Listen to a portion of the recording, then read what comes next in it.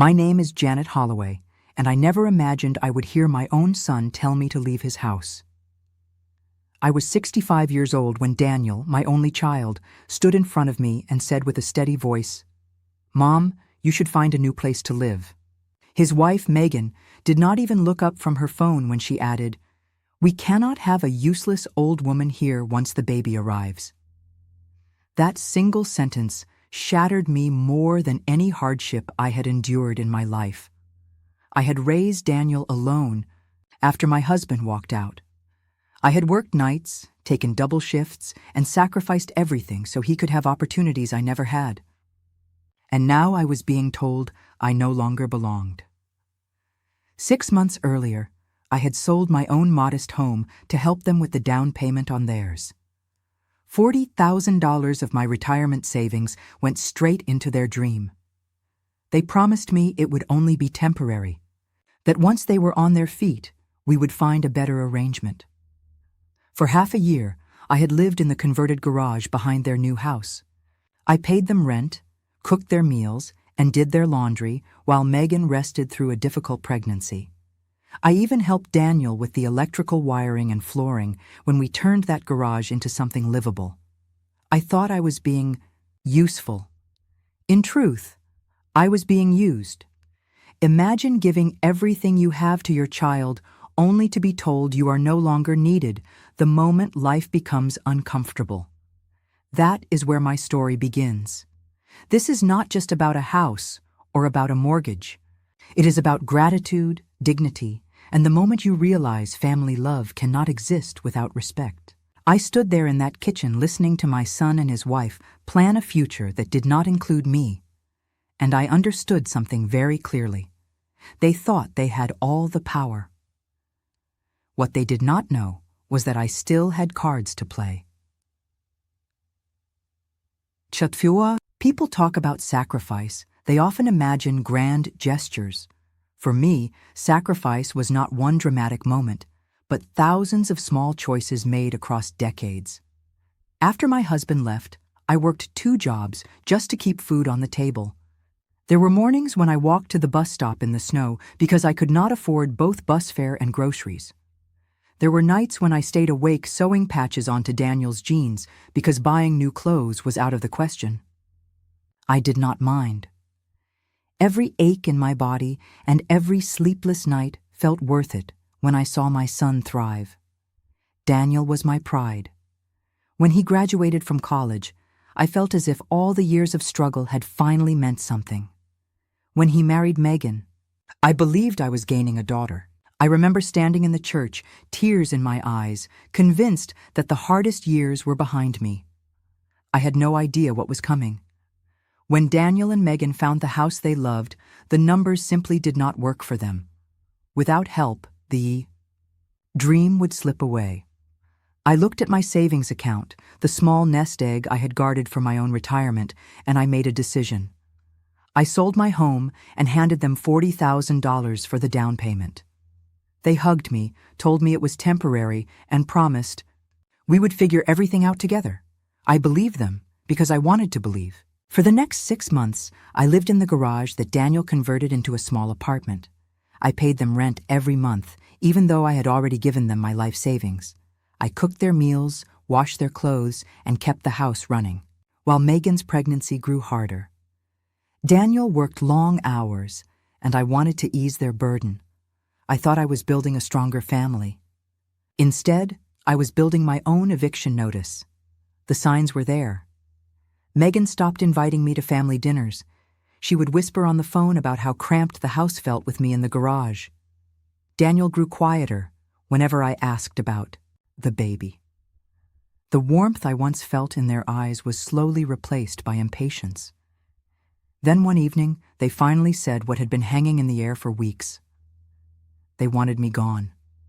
Standing in that kitchen, I felt my heart break in a way it never had before. Not when I was abandoned by my husband. Not when I worked myself sick to keep a roof over Daniel's head. This was different. This was betrayal by the very person I had given everything for. I nodded, smiled faintly, and said I would be out by the weekend. They thought I was defeated. They thought I had nowhere to go. What they did not understand was that I had learned resilience the hard way. I had weathered storms before, and I knew how to survive this one too. 3 days later, I stood in the doorway of a small but bright apartment downtown. It was nothing fancy, just 2 rooms and a balcony that overlooked a quiet street. But it was mine. For the first time in months, I closed a door behind me that belonged only to me. I set down my boxes, breathed in the still air, and felt a calm I had almost forgotten. Freedom has a sound, and for me, it was the silence of a place where no one could call me useless. I knew I could not live on savings alone, not after giving away most of what I had. So I searched for work. I was 65, and job applications felt daunting. But I had years of experience with paperwork, detail, and people. That was when I met Richard Blake. He was a property developer with a vision to transform old neighborhoods into thriving communities. Richard needed someone who knew the area well, someone who could walk through houses and spot both potential and problems. I had spent 30 years helping with insurance claims and assisting contractors after storms. I knew the bones of houses, the way walls held secrets, the way foundations told stories. Richard offered me a job as a property consultant. It was steady pay, flexible hours, and most importantly, a chance to stand on my own again. I threw myself into learning the role. Clipboard in hand, I inspected attics, checked plumbing, and walked through kitchens, imagining what families might become. I was no longer just a guest in someone else's home. I was the one giving expert opinions on whether a house could stand or fall. Then came the day Richard mentioned Maple Street. My heart skipped because I knew that street well. It was where Daniel and Megan lived. He said he was interested in several properties there, including a converted garage. I knew immediately which house he meant. I thought back to the nights I helped Daniel lay flooring and the electrical wiring we patched together without permits. All those shortcuts might now be the very details that drew Richard's attention. For a moment, I hesitated. A part of me wanted to shield my son, but another part remembered standing in that kitchen, hearing my own child tell me to leave. Family love cannot be built on silence and denial. I decided I would not interfere. I would not lie for them. If the truth about the garage came out, then it was simply the truth. And perhaps for the first time in a long time, the truth was finally on my side. It was a bright spring morning when Richard asked me to accompany him to an inspection on Maple Street. I knew where we were headed before he even gave the address. My son's house. My stomach tightened, but I said nothing. This was my job now, and I had promised myself I would not hide from the truth. We pulled up to the familiar driveway, and for a moment I was flooded with memories of Sunday dinners and the laughter that used to fill that house. Richard stepped out of the car, tablet in hand, his professional smile firmly in place. I followed, holding my clipboard, trying to keep my emotions steady. Through the front window, I caught a glimpse of Megan. She froze when she saw me, her eyes narrowing with confusion and dread. Daniel opened the door, his shirt wrinkled, dark circles under his eyes. He blinked at Richard, then at me. "Mom," he stammered. His voice was small, like the boy I once knew. Richard extended his business card smoothly. "Mr. Holloway, Richard Blake, Hudson Properties. This is Janet, one of my consultants. We would like to talk about your property." The silence that followed was heavy enough to choke on. Daniel's eyes darted between Richard and me, confusion battling. With panic, Megan appeared at his shoulder, her hand on her swollen belly. "What is she doing here?" she demanded. Richard, who had not built a successful company by missing social cues, raised an eyebrow. "So, you know each other?" Daniel swallowed hard. "She's my mother." "Was?" I corrected gently. "I was asked to move out. Remember?" My tone was polite, almost sweet, but every word carried weight. Megan's face turned pale. Richard, unfazed, gestured toward the living room. Perhaps we could sit down and discuss business. Inside, I lowered myself into a chair I had never been invited to use when I lived there. Richard spread his papers across the coffee table. "Let me be direct," he said. "I am prepared to offer you $450,000 cash for this property, closing within 30 days.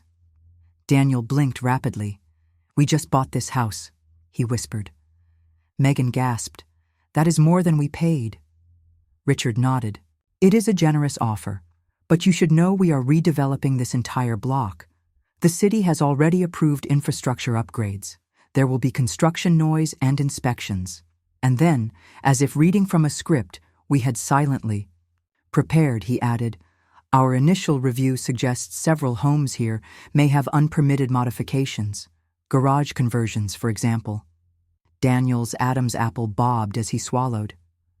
Megan squeezed his arm so tightly her knuckles went white. Richard continued smoothly.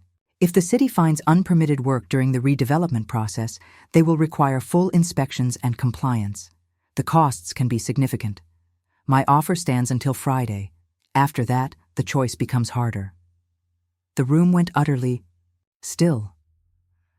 I watched my son struggle to breathe under the weight of his own decisions. Megan's eyes darted to me, full of fury and fear. I simply folded my hands in my lap and waited. They had wanted me gone. They had wanted space. Now they had it. As Richard and I stood to leave, he handed Daniel his card. "Think it over," he said. "Janet can answer any questions about the development timeline." On the porch, the sunlight felt warm against my skin. I turned back to face them one last time. "Take care, you two," I said softly.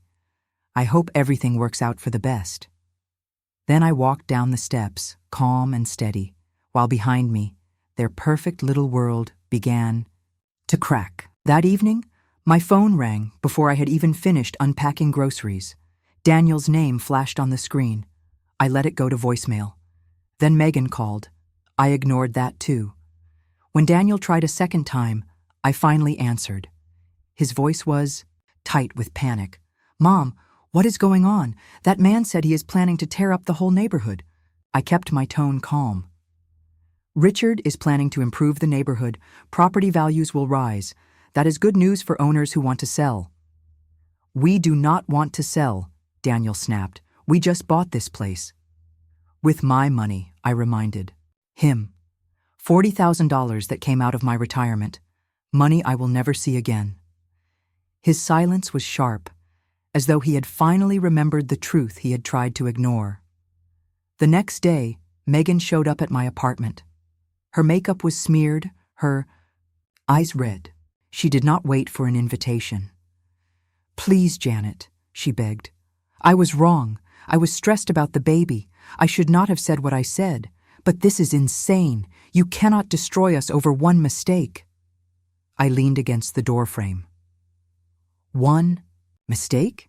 You called me useless. You convinced my son to throw me out of the house I helped him buy. That was not a slip of the tongue. That was who you chose to be." Megan's lips trembled. "We are family. Family makes mistakes. Family does not discard each other when life gets inconvenient." I said quietly, "You made sure I knew I was not family." "I was just the woman who handed you money." Her tears flowed harder. "What do you want from us? How do we fix this?" The question hung in the air like smoke. I looked at her, remembering the countless times she had whispered about me to her friends, shutting doors in my face. There was no fixing that. "You cannot unring a bell, Megan." Later that night, Daniel slipped a note under my door. "Mom, I know I cannot undo what we did. Sorry is not enough, but Megan is scared. The baby is coming, and we have nowhere else to turn. You are the strongest person I know. Please fix this." I sat with that note in my hands for a long time. Strongest person he knew. He was right. But strength does not always mean stepping in to rescue. Sometimes strength means letting others face the consequences they created. For the first time in my life, I folded the note and placed it in a drawer, knowing I had no intention of saving them this time. 2 days later, there was a knock on my door. When I opened it, I found Frank and Linda Morrison, Megan's parents, standing in the hallway.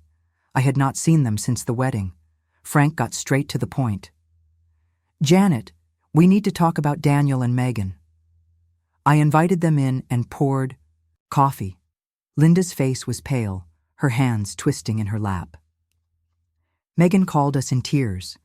She explained, "You left after an argument, and now some developer is trying to push them out of their home." Frank leaned forward. "Surely there is some misunderstanding. We can clear up." I set my cup down carefully. "What exactly did Megan tell you?" Linda glanced at her husband. "She said you were hurt about not being included in baby planning, that you wanted to live in the garage permanently, and that you left because of privacy." My lips curved into a small, humorless smile. Interesting version. Then I opened a drawer and pulled out a folder of city notices. These arrived months ago. The block was already flagged for redevelopment. Daniel's garage conversion was never permitted. I had arranged for contractors to fix it quietly at my expense. Then, before the work could be done, they threw me out. I laid the documents on the table. Frank's jaw tightened as he read. "She called you useless," Linda whispered. "Among other things," I told them calmly. I expected disbelief, but instead I saw shame on Linda's face and anger on Frank's. "We raised her better than that," he muttered. "People show who they are when comfort becomes more important than character," I replied. Linda asked softly, "What would it take to repair this? Not just the house, but the family?" I sighed. Some things cannot be repaired. Daniel and Megan made their choices. Actions have consequences. A week later, I was summoned to City Hall for an interview with the planning department. Someone had filed a complaint against Hudson Properties, claiming intimidation. I was questioned for hours about my role. I told the truth. The neighborhood was slated for redevelopment with or without me. I had provided accurate information. That was all. When the interview ended, the detective studied me closely. "Some people might see this as revenge," she said. I met her gaze. "Some people might see what Daniel and Megan did as elder financial abuse." I spoke the truth. That is not revenge. Days later, Richard called. The city cleared us. No fraud, no coercion. Frank Morrison withdrew his complaint. Apparently, he had some very direct conversations with his daughter. For the first time in months, I felt a weight lift. The truth had held, and without my protection, Daniel and Megan were left standing in the storm they had created. In the end, Daniel and Megan did what they had to do. They sold the house to Richard Blake for $450,000. After paying off their mortgage and closing costs, they walked away with a modest profit of $60,000. It was not the dream they had envisioned, but it was better than the crushing debt they would have faced if the city had forced them to bring the garage into compliance on their own. They moved into a smaller home in a different neighborhood, one they could actually afford without outside help. It was humbler, quieter, and far more realistic for their income. At first they were bitter, angry at me for not rescuing them. But time has a way of changing perspective. When Megan gave birth to a healthy baby girl, she named her Evelyn. It was her way of reaching across the distance she had created. Naming the child after me was both an apology and an acknowledgement. For months, we barely spoke. I lived my life, working at a job I enjoyed and settling into the peace of my small apartment. Slowly, however, the walls began to lower. Daniel reached out first, not with demands or excuses, but with a simple question. "Mom, can we try again?" I agreed, but with conditions. Respect had to be the foundation. Our relationship could no longer be based on what I could provide or what they could take. It had to be built on honesty, boundaries, and mutual regard. A year later, we sit together sometimes for dinner. The relationship is smaller, but stronger. Megan greets me with genuine kindness. Daniel makes his own choices and I remain independent. For the first time, I feel like family is a choice, not a burden. And that perhaps is the greatest lesson of all. Looking back now, I understand that the best revenge is not about destroying someone else's life. It is about refusing to remain a victim in your own. For so many years, I thought being a good mother meant sacrificing everything and accepting whatever scraps of gratitude were offered. I see now that real love requires boundaries. Without respect, family becomes a word with no meaning. Daniel and Megan taught me that painful truth. They also taught me that sometimes the most loving act you can give is to step aside and let others face the consequences of their choices. By refusing to cover for them, I gave them the chance to grow. It was not easy to watch, but it was necessary. Today, I am proud not only of my resilience, but also of the lessons we all had to learn the hard way. When my granddaughter, little, Evelyn reached for me and said her first word, "Gamma," I cried tears of joy because I knew that she would grow up in a family that had finally learned the value of respect. She will know her grandmother as someone who stood tall, who would not be erased, and who found strength not in anger, but in dignity. To anyone listening who has ever felt discarded, overlooked, or treated as if you no longer matter, remember this: you are allowed to require respect. You are allowed to demand that love come with honor, not just convenience. And sometimes the bravest thing you can do is simply walk away and build a life on your own terms. If this story touched you, please like this video, share it with someone who might need the message, and tell us in the comments where you are watching from. We read every comment, and do not forget to subscribe for more stories of resilience, justice, and family truths. Your voice matters and your story deserves to be heard.